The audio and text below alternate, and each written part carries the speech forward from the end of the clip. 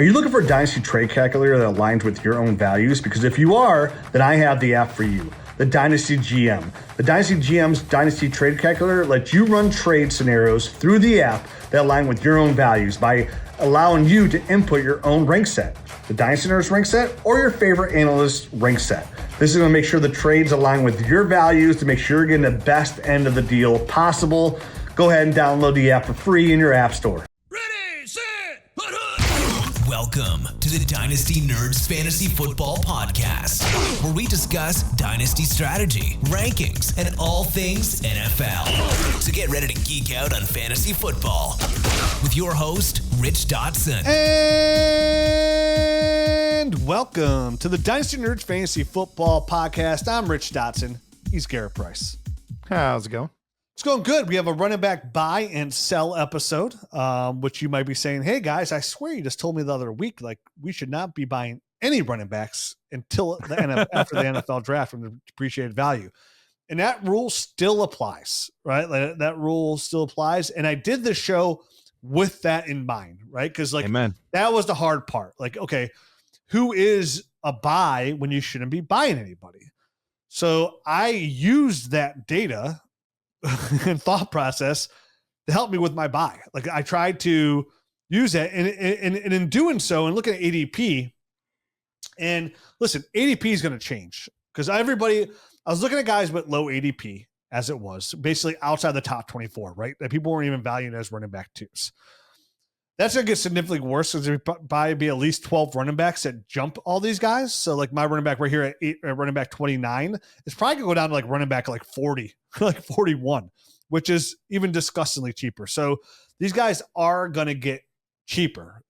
With that being said, yes, don't buy running backs unless the value is right. So like we talk about this, Garrett, right? Like when the consensus thought process, when everybody tells you a player is a buy, a lot of times that player becomes a sell because then you start to come overvalue.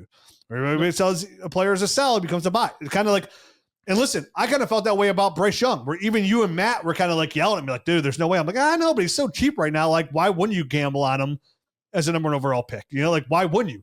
And right now, if you bought him, right when I said to buy him because the market had pivoted so much, like, you're pretty happy with what the price point you paid. Again, right. I said this before, like I don't expect to be a stud, but what you paid for him is great value. And what we say last show and consistently, you're always chasing value. So you're kind of always going left when everybody else is going right? Like that's how you get the biggest gain. And you're going to miss on those as well. But for the most part, the what you paid for it, the value, you're not missing too much. So right here, as we sit here in early of February, don't buy any running backs. There's not any running backs to buy.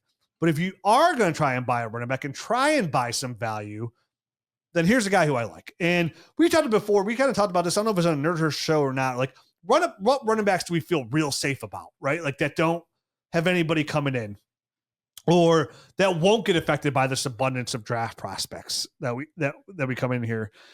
And one of those guys who I think is pretty safe is James Conner, running back for the Arizona Cardinals. They just took Trey Benson in the draft. He has significant draft capital, and they just signed James Conner to a contract extension, 2 years, $19 million with $8.25 million guaranteed. So for the Cardinals, we mentioned Kyler Murray before, like, man, they got a lot of work to do on that team. I think running back, maybe they take a guy like late in the draft, but I don't think they'll take anybody of significance to worry about James Conner's role whatsoever. And if anything, they're probably what they want to see they have in Trey Benson in 2026 before, again, unless he looks so bad that you have to want to worry about him. So with their ADP right now of running back 29 on James Conner, like he's going, so that equals to about a value wise of about pick 2.6 in this rookie draft class, like right around there, pick 2.6, 2.7, which I love that as well, because that means either you just missed the playoffs or made the playoffs and got eliminated first. So like you can use some help, right, to get over the edge. And that's your goal. If you're sitting here right in the middle, like you're thinking about blowing up or how do I get over the edge? And instead of drafting running back like 9 in your rookie draft, running back 10, why not go out there and get James Conner? Because if you're in a complete rebuild, you're not buying James Conner. But if you're a contender or want to contend, he's a great buy. You're looking at somebody who was running back number 11 on the year, had 253.8 points, showing really good value, right? There's nobody behind him besides Trey Benson. On top of that, there were only 3 running backs in the NFL this past season that were top 12 in the rushing category and, importantly, the receiving category. Bijan Robinson, Chuba Hubbard, and Chuba was my number 2 buy. Like, came down to James Conner and Chuba, and I could probably make the same argument for Chuba, it's just he's even younger. And that third one is James Conner, top 12 in Russian fantasy production, top 12 in receiving production. He's a true 3-down GOAT running back, right?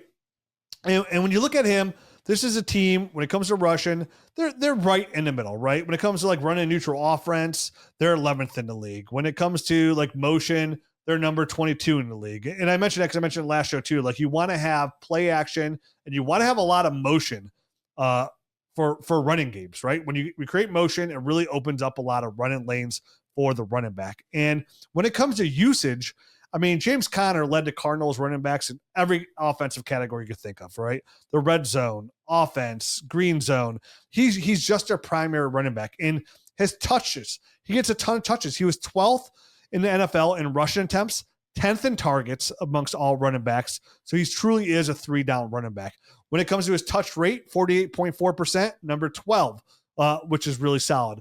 When it comes to Pro Football Focus, I mean, when it comes to his overall rushing grade, he was number 4 overall.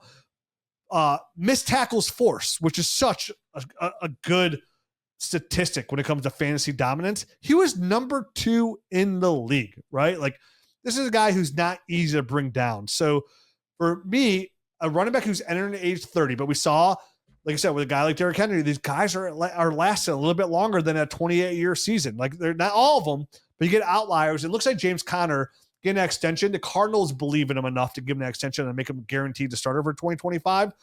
Then paying a cost of 2.5, 2.6, 2.7 to get over that hump makes him a really good bargain at the running back position that I'm willing to gamble on. Yes, is it a short window? Could it be just for the 2025 season? Yeah, it could be. But, I mean, you have less than a 50% chance than that 2.5, 2.6, 2.7 even hidden to be rosterable. Less than 50%. And definitely if you're like in that 2.7 range, 2.6, where you're trying to get over that hump, like, you need somebody now that's going to help you produce at a high level. And what's nice about it, even if like something goes a little bit sideways, if James Conner produces at what he's done over the last couple of years, you could probably easily recoup that second round pick come playoff time, right? Like, this doesn't work out for me. Or you have some other rookies really, like, say you take a running back in the first round 2 and he stepped up where you have now 3 solid running backs. You can easily pivot to a stronger draft class, most likely in 2026, and recoup that second round pick. Because when playoff teams are there and they're trying to win, and you have a running back who's a running back 1, they all have no problem whatsoever giving up a late second round pick for somebody to help them now, right? Or worst case, you get a third and you move down a couple spots around in the draft. Again, hit rates are still not great there to hit out on. So really, James Conner, when it comes to value, he's there. I think he's currently ADP of, again, running back 29. Like, come on. Like, my sell goes 12 spots higher than him, and I don't understand it whatsoever. So for me, James Conner, if you are going to buy a running back right now, with a chance to even get cheaper during your draft, like you might be able to get him for like 2.8, 2.9, he falls in a category of somebody I feel comfortable getting, right? Like, if I'm trying to win and everybody's in that mindset, don't buy running backs right now. But again, I can find value in these older guys of James Conner, Alvin Kamara, then yeah, I'm interested in what they can get. And James Conner having that proven 3-down running back statistics, being one of only 3 to really do it at a high level, makes me in more than I'm out. No, I think James Conner's an awesome name because he is one of those players that in your startup, you're going to see the name there and you're like, he could like die at any point. Like, there's no way I want to draft this old guy. Like, drafting old running backs is not fun, but he's been an old running back for years now. And what does he do? He just continues to produce. He just continues to put up numbers. And I would have been totally out had they not made this contract. But this shows you they still believe in James Conner. They still think he's a legitimate asset for this team. So with them showing that type of confidence in James Conner, that gives me an extra layer of confidence, because otherwise I would have assumed, well, they drafted Trey Benson in the 3rd round for a reason. They're going to kind of turn the reins over to him this year, and it'll be his thing for whatever reason. And look, I am a Trey Benson truther. I am a supporter. I loved his tape. I think he's a good player. But at the end of the day, we have to go with what information we have. And the information right now that we have is, by the end of the year, Trey Benson, although he gained a little bit on him, did not gain nearly the amount of touches you would have expected. And James Conner was still far and away the lead back, and they gave him a new contract. All of that spells, hey, we still like this guy. We still want to use him despite him being 30. Like, would I do that? I don't think I would, but they did, and they believe in him. And opportunity is king when it comes to the fantasy football running back, and he has the opportunity. So as ugly as it feels and as icky and squirmy as I am in my chair right now, he makes sense as a buy. Thank you for your support. You're welcome. All right. Who's your buy? Can't wait to hear it. All right. So I have a very non-traditional buy on this one, because traditionally we are looking at players that have either a depressed value compared to what we expect them to do that year, or there's something to them where we could see them getting this massive role. This player is not somebody that I would necessarily expect to have a huge season, but with this incoming class, I am terrified to buy most running backs. So looking at it, I'm like, okay, yeah, sure, I'm buying Bijan, sure, I'm buying Gibbs, but you're not getting them. So who can I realistically buy that has a chance to at least be neutral or help my team and not take away from my team? Who is that player? And so I went a very non-traditional route. I went with Tyler Allgeier as my buy. Here's my reasoning as to why. First of all, getting a backup running back is very easy. Right now, his ADP is running back 50, and he's going off the board as the 174th pick. But here's why I picked Tyler Allgeier. One, he actually got more touches than I think the average fan would realize last year. He actually had 137 carries and another 13 receptions. So that's 150 touches that he had at the running back position, which is not nothing. That's absolutely something. But he also did pretty well in his opportunities. In games, he got 8 or more carries in 10 games. And in 6 of those, he had 60 or more yards. So he played well in his opportunities when he got the rock. But the biggest thing for me here is I am a person that wants to have a lot of backup running backs. I obviously want Bijan. I obviously want Gibbs. I want starters. I want guys to put up points. But when those players are not available, if I were to go out right now and I were to try to trade for Chase Brown, that could be a stock that could plummet tomorrow. If I went out right now and I tried to trade for even guys that I like, Jonathan Taylor, Bucky Irving, those are guys that could fall. I don't want to take an asset and lose on it 2-3 months later. So, and then obviously if you go down into the DeAndre Swifts, the Tyrone Tracy's, Tyrone Tracy's, not Kenneth Walker, Ramondre Stevenson. If I go into that range, that is a total grenade just waiting to happen. Almost I don't want running back value as it is. Basically. So why not take a player that his value is not going to change? I would be very surprised if they took a running back. And if so, it is purely a depth piece. They clearly have their running back 1 in Bijan, and they have their clear running back 2 in Tyler Allgeier, one of the best duos in football right now. But the rub is if something were to happen to Bijan Robinson, Now I have a guy that instantly ascends in an exciting offense and a player that I feel amazing as my running back too. In his one game where he got like sort of starter type run this year was against the Carolina Panthers, 18 attempts, 105 yards, a touchdown, and then he also had an additional reception.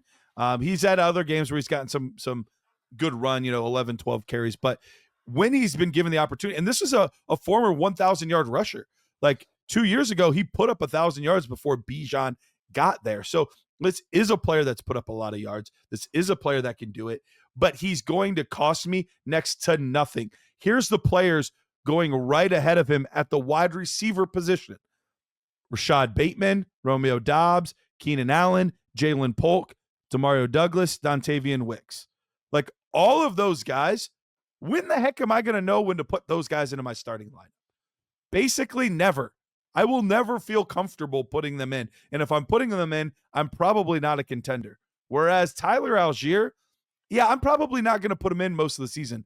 But if there's a week or two where Bijan is out, or if heaven forbid he's one of these guys that has a season-ending injury, all of a sudden this guy his value skyrockets, and then I either put him on my roster and use him, or I trade him to another team that's contending and I reap the benefits pick-wise. So non-traditional buy, but I had to go the route that wasn't going to plummet that asset that I just acquired. Yeah, and I love that too. We've mentioned that before in the show where in startup drafts, grab your stud receivers early, get like 4, get like 5 of them, maybe you grab a 6, but then that's it. Like you're drafting these backup running backs because like you said, you made a really good point there in Dynasty. Like when are you ever going to play Jalen Polk? Keenan Allen might not even play next year. Rashad Bateman. Like if you do, you're most likely in bad shape unless they take a big step forward.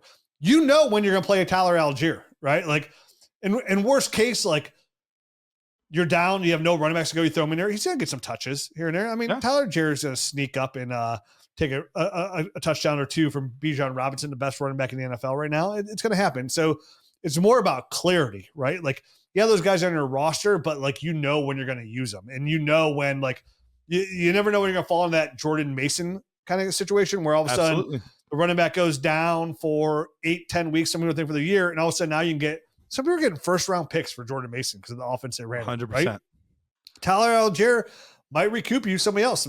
He's got a player that goes down. Like I was saying, start a running back, people get desperate, and Rashid Rice goes down early, he's out for the year. But hey, I'll give you Tyler Allgeier for Rashid Rice. Just give me like a third on top. You know what I mean? Like those happen. Like those deals happen. So I love that. I love that category. So before we get into our sell, like once again, I got to sell you on our friends over at myffpc.com.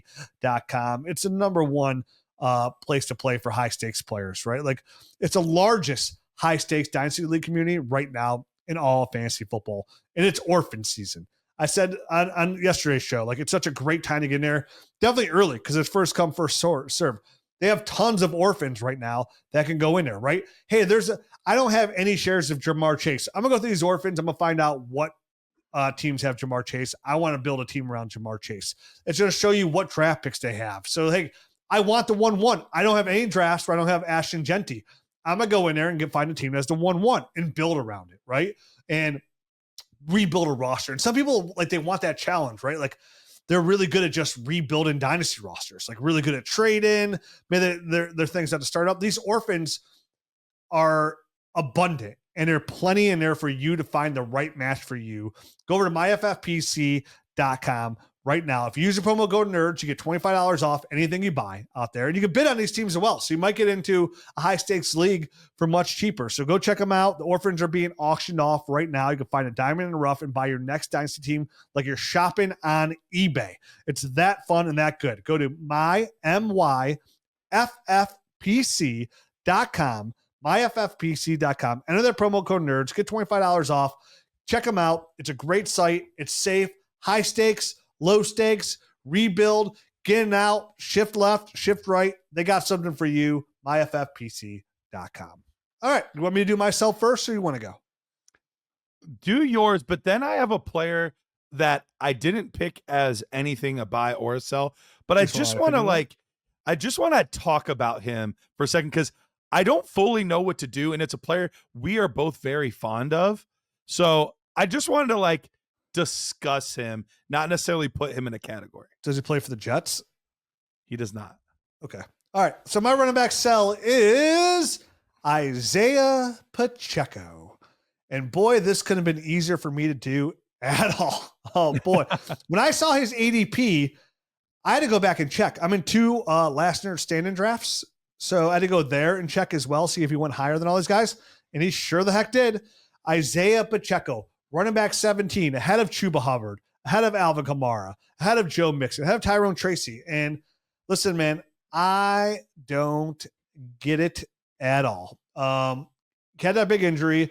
When he came back, didn't do anything for like those last 5 games. Kareem Hunt really never kind of relented that role out there. And with the fact I mentioned this earlier in the year, like when he signed Josh Jacobs mentioned the Kansas City Chiefs tried to sign him to a deal. And he's like, I'm never playing for the Chiefs. I ain't signing with that team. Like they offered him a big deal as well. So the Chiefs are definitely in the market for a running back, right? They tried to sign a veteran. So now here we are, entering an NFL draft of the strongest running back class. Any draft Nick is going to tell you that we've seen certainly since 2017, right? That's the best draft class ever, 2017. So since 2017, but even then, during 2017 at the time, if you go back, they weren't touting that draft class as like, this is the best running back draft class we've seen in a long time at all. But this class is getting touted that way.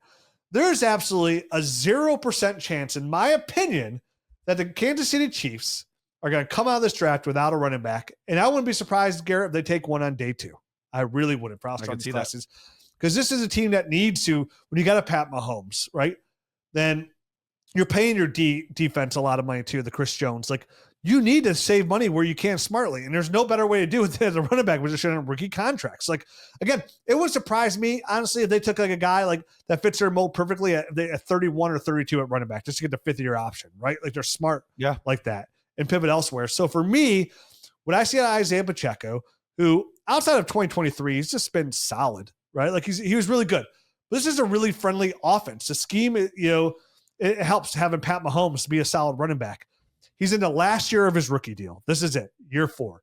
Do you think they're going to sign with those contracts Isaiah Pacheco to a solid extension? Probably not. Maybe take some big discount. Maybe. But it wouldn't be smart business for the Chiefs to do so. The smart thing to do is get there and draft a rookie running back. We know they want one. They try to get Josh Jacobs. And it's also a pass-heavy scheme, right? With Pat Mahomes there at the helm, Pacheco can carve out a nice role there, but he really relies on big plays and like those quick passes, right? That's his game. So he also has a limited ceiling for what he does. He's not some elite prospect. So for him to be running back 17 really, really blows my mind. It's just somebody who they see that I think the Chiefs name has a lot to do with it, and he's still in his rookie deal, has a lot to do with it, but he's going into the worst situation, his second contract, without being an elite running back. I mean, Pacheco, again, very kind of, you talked about Kyler Murray. He's been very inconsistent week to week over the years. His fantasy value is very tied to the big plays, the touchdowns, no consistent yardage there. Very not reliable. Contracts about to come up at an end. Running backs in dynasty leagues are viewed like through their age, right? Once you get a second contract, you went out. Once you hit 28, you went out. He's going to be 25 years old. So he's getting that age level too, where like, hey man, it's time for me to get out from under me. He's a 26-year-old running back. He's already almost in the age there as well. So 2025 is the last probably go round of value you can get for Isaiah Pacheco. And on top of that, if they draft a running back on day 2 or in the first, like his value goes to nothing. Like you're not getting anything. And right now I'm in 2 drafts. One just ended today and one's in round 22. In both drafts, that ADP of 17, it works. It's real life data. So that tells me that for a 26-year-old running back who's in the last year of his deal on a team that I predict that's very highly likely to grab a running back, I would love to get any second round pick that I possibly can. And with that ADP of 17, you could probably get 2.4, 2.5. And honestly, I would push ahead. Like people are like draft hungry. Give me a 2026 second. Give me a 2027 second. Like I'm okay with that too. Like I just want to completely get out from Pacheco. I want nothing to do with him. I could just, and it's mostly because I feel like his value is just going to plummet. and I want to capitalize on his current momentum. So for me, any second round pick, even in the future, I'm all in on it, right? Like it'd be so fun when you're like in 2027, you're drafting the second round, you got pick like 2-4 or 2-8 in a deep class, and you're like, oh, how did I get an extra second? Oh yeah, Isaiah Pacheco. Remember him for the Chiefs? Remember that guy? Like, oh yeah, what a good deal. Like, and those are the best, right? Like when it's a trade for down the road and they hit, you're like, who'd I give up? And you look back and you're like, oh yeah, wow. Like in today's value, I hit a grand slam twice in one inning. You know what I mean? Like this is terrific. Right. So I got to get out from under him. Even Kareem Hunt right now looks better than Pacheco's looking. I know he came back from the injury, but still, man, that tells me everything I need to know about the future here. I look for this value to completely drop out. Go ahead and get rid of Isaiah Pacheco, the Kansas City Chiefs. Only good games he had was week 1 and 2 in 2024. That was it. Yeah, that was literally it. Hurt and then sharing time with Kareem Hunt and and he's a player that's more or less one dimensional. And I think they've had a player before on this team that's been more of the receiving back. They don't seem to have that like true receiving back right now. But it wouldn't surprise me if they look at this draft class and say, okay, we either A, want somebody that can do it all, or B, we want somebody to come in and complement Isaiah Pacheco and take some of his work and be a pass catcher for us. So, and everyone always assumes that the pass catcher is like only on third down. That's not true. Nope. There's plenty of opportunities on other downs, and these smaller backs will play other downs, full series, things like that. So it's not just, okay, Pacheco's losing third downs, but he always lost third down. No, there's plenty of opportunities. Most catches don't happen on third downs for a lot of these running backs. Sorry. Go ahead. There's one player when I mentioned a team could take, they could take, like maybe they take a running back in the end of the first. Boy, man, I just envisioned like Travion Henderson. This offense would be so perfect with Pat Mahomes. It'd be so perfect in this offense. Would absolutely love him there. So and you mentioned this is a team that has consistently tried to have that pass catcher running back, right? A team that went out there and signed, oh my God, my running back that I loved that got hurt. Jerick McKinnon? Jerick McKinnon, a Kareem Hunt. That's when they get a running back like that offense is really cooking, right? When you get that pass catcher running back. So you're 100% right. Isaiah Pacheco, a little bit one-dimensional. All his passes are like those little dump-off passes, and that's where he kind of when it gets momentum. I think they're going to move on. Who's your sell? All right, so before I get to my sell, let's talk about a player real quick. Yes. Because I love this player. You love this player. So we are both in the same feeling when it comes to this guy. But I'm having some doubts this year. And I need you to either talk me off the ledge or maybe affirm that he is still or affirm that I should be concerned. It's Achane. I love the player. He is an explosive play waiting to happen. But over the course of the season, now granted, part of it was Tua, but we saw him be significantly more inefficient as a runner than we saw him the season before, where he was like otherworldly as far as his like per games or per attempt stuff goes. He dropped all the way down to 4.5 yards an attempt. And that was really after a big boost in week 18 where he averaged 11 yards per carry. Before that, he was not far off from 4 yards a carry. So he really took a step down as a runner. Now, could they improve that offensive line? Yes, all this stuff. But I do worry that either a Jalen Wright or somebody else comes in and we see something happen there where maybe he doesn't get as many touches on the ground. I still think he's the receiving guy, but maybe not as many touches on the ground as he got this year when he had over 200 rushing attempts. Or maybe even this, if the Dolphins don't do it this year, we could see McDaniels be gone. Like they could move on from him. So I'm starting to have doubts, but I love the player and I think he's a special talent for this scheme. So, Rich, talk me in or out of what I'm feeling right now? Because I don't know, like, should I be buying him as an elite young running back? Should I be selling him as maybe the floor might drop out? Should I just kind of hold? Like, how do you feel about him at the moment? I feel great. I feel like he's still in that elite tier, right? Like Bijan Robinson's in a tier by himself, right now in my eyes. But Devon Achane's in that second tier. Like, I feel really good about it. And you're right. I mean, look at it. When Tua went down, his numbers took a big hit, right? Like 8.8, 5.9, 2.7, then 10.5 until Tua came back.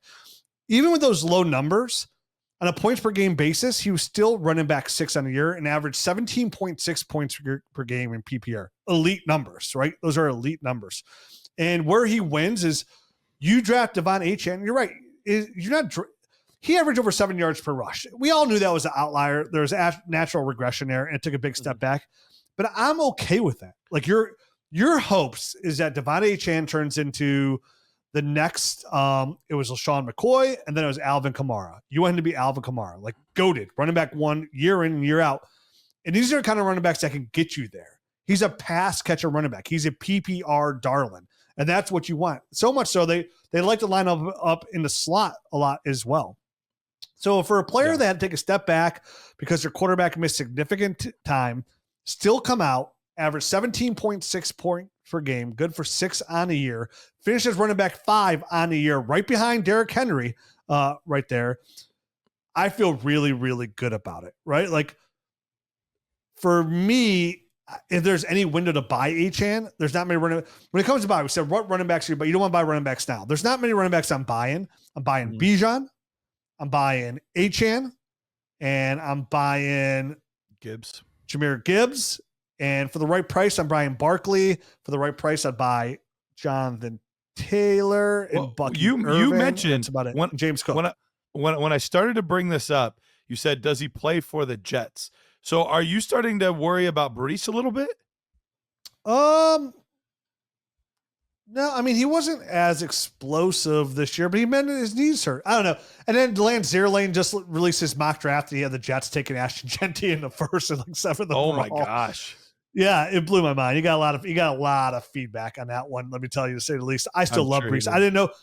Like, I don't know if they're once stuff gets out there again, is there any pivot to like Brees? Like people like not like a Brees who still averaged 15.1 points per game, because I'm still all in on Brees too. Like, I'm buying. So no, I'm not worried about him in the least bit. Yeah. Could it get bad? No. But for the Dolphins, like, they still have a solid draft pick here too this year. So this team's going to get better. Wouldn't be surprised if they traded Tyreek Hill this year either, with that comment last year, like they made, like there's still a good chance he gets moved this offense. I would say good chance. There's a 50-50 chance he gets moved this offseason as well to go to a contender, which would give him more draft capital. But more importantly, once Tyreek Hill is off this roster, more targets for Devon Achane. I have no problem with him not being able to be the main guy in between the tackles and be that main running back. I think he'll still get enough carries where it's worthwhile because he is a PPR running back. He falls in that category of like that Alvin Kamara. And ain't nobody that doesn't want Alvin Kamara forever. Because even this year, when it comes to running backs, weeks 1 through 18, Alvin Kamara missed the last 3 weeks of the season, right? Still finishes running back 9. Yeah. So if I go weeks 1 through 15, Alvin Kamara was running back 2 on the year when he got hurt in PPR leagues. Alvin Kamara, the old guy on a shitty team. Like, that's what Devon Achane is. Like, he's that kind of player. So give me all of the Devon Achane shares. And no, Garrett, I am not worried on the least bit. I know most people get worried about Devon Achane. Kind of through, like, I've been saying, like, Jalen Wright's been a buy. He could have been one of my running back buys. That's a backup that's considered because he's a good at Raheem Mostert role. I think he's a good buy right now. I think his ADP is going off as like running back like 30 or 40 or something along those lines. So I think he's a good buy too. But I mean, those are the guys I feel most comfortable with at running back. Like, if you say, because listen, if you say you can have one or the other, the dominant Russian running back or the dominant PPR running back, I'm going to take the PPR running back every single time. Yeah. So you're down. You're a little nervous. So you're a little nervous, huh? I'm not spaghetti. I'm not selling, but I don't know that I am going to actively be buying him the way I would buy Gibbs and Bijan. I just feel a little more confident in those two guys going forward than I do. I don't know. Like, honestly, it's those two guys. And then it's kind of everybody else that's I feel pretty good about in the tier. So like Achane, Hall, Barkley, Taylor, like all of those guys are kind of in one tier of like, I feel good about these guys, but I don't feel great. Like I do. Because the price is too much. Like Bijan. if I can get Achane for first and maybe like an older receiver or something, like, yeah, I'm buying that. But like if it costs 2 firsts, like I'm not buying. There's almost no running back I'm buying for 2 firsts. You know what I mean? Like there's just it's just not what I do. I mean, I said Bijan easily, but you're not even getting Bijan 2 firsts. He costs more. And I don't really like paying 3 firsts for a running back either. I don't care how good they are. Same thing for Gibbs. He's costing like 3 firsts. And even then, like you say that like, oh, 3 firsts. Like most people aren't even doing that. If you have Gibbs and Bijan, somebody says, hey, I'll give you 3 firsts and they're a contender. Like if they're a contender, you're gonna be like, I'd just rather have Bijan. I'd just rather have Gibbs, right? Like, yeah, it sounds like it. That's a great offer. I can't believe I'm saying no, but I got to pass. Like one of those kind of offers out there. So yeah, I'm out too, man. Like it's Gibbs, Bijan, and any running back that I'm paying like a premium for, like Barkley falls in that category, right? Like what he's doing in the playoffs. Like it's just unbelievable. I sold Barkley in a league this past year. That one league I traded Barkley and Tyreek Hill. I got back Joe Mixon, Malik Neighbors, and a first. And that first is like 1.8. I miss Barkley, but I'm still very comfortable with it because I got Malik Neighbors. Yeah, you got a guy that's a first-round startup player at worst second-round startup player. Yeah. But still, when Barkley was with the Giants and that window went down, like that window opened up where Barkley was just like not performing very well. I bought a lot of Barkley for a first round pick.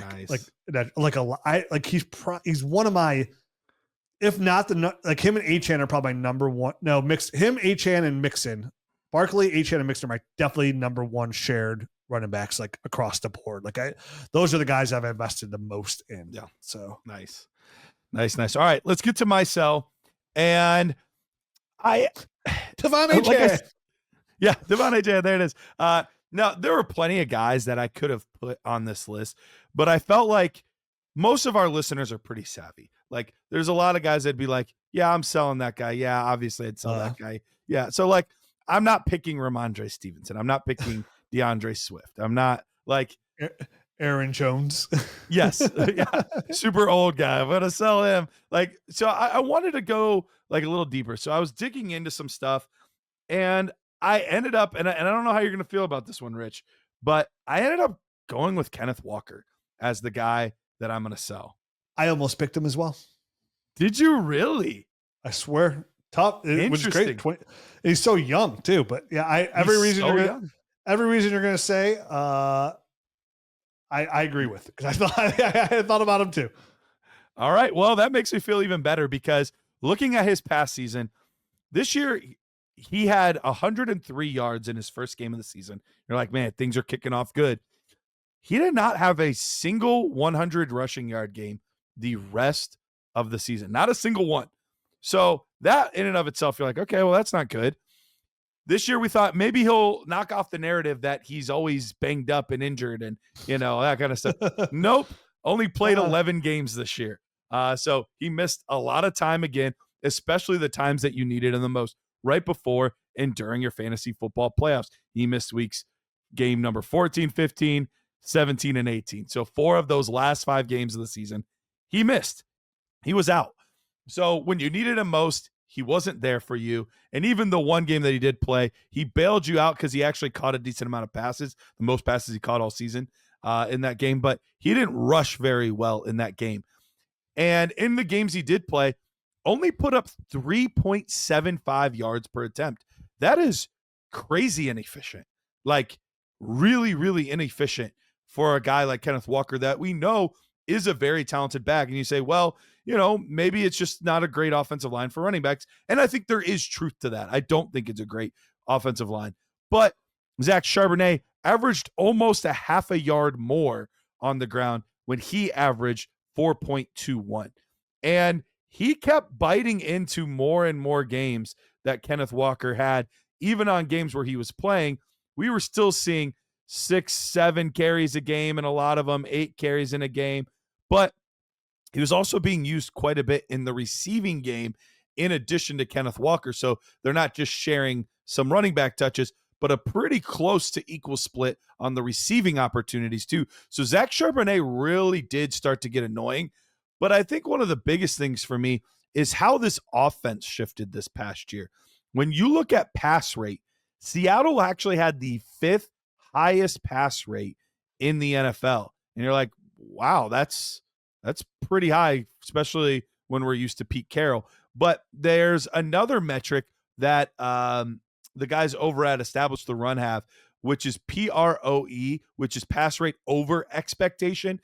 And most teams actually have a negative PROE, where they actually ran the ball more than expected to based on the situation and different things like that. There were only 8 teams that had a positive one.